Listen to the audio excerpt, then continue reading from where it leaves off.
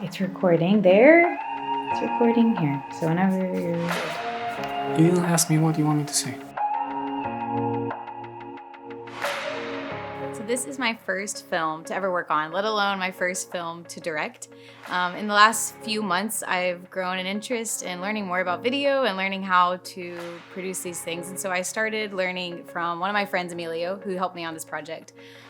We took some unofficial courses, essentially. He was teaching me some things, and throughout the process, we got to a point where he said, okay, now it's time for you to make a film if you really want to know how to do this. So he gave me the idea of making a film about someone who is afraid of something that the audience can't see.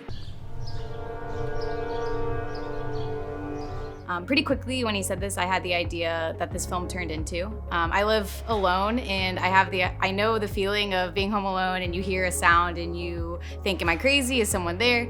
And so that kind of built on itself to create what this film ended up being. We used a mirrorless camera, an R6 to film with. We used the RØDE mic and a blimp and all the system with a Zoom H6.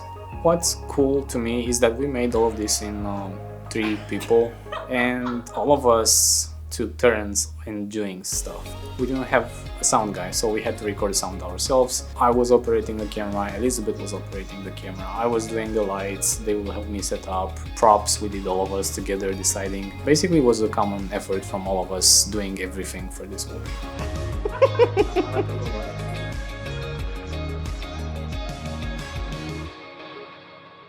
So my favorite scene from the film is the bathroom scene. I had the idea of Alexandra being in the bathroom. The tension has been building throughout the film so far, and she looks directly in the camera and in her reflection in the mirror.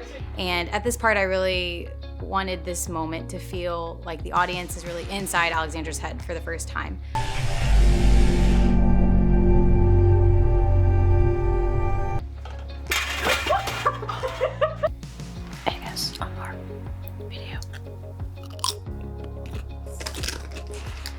It was mainly experimenting with all the stuff.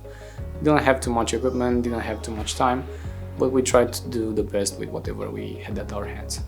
I tried to push the scenes to look as she envisioned them and how she was describing them to me based on the story we had on paper. So I initially wanted to make this film as an exercise for me to learn, but throughout the process I found out about this competition, My Road Reel, and decided to submit it.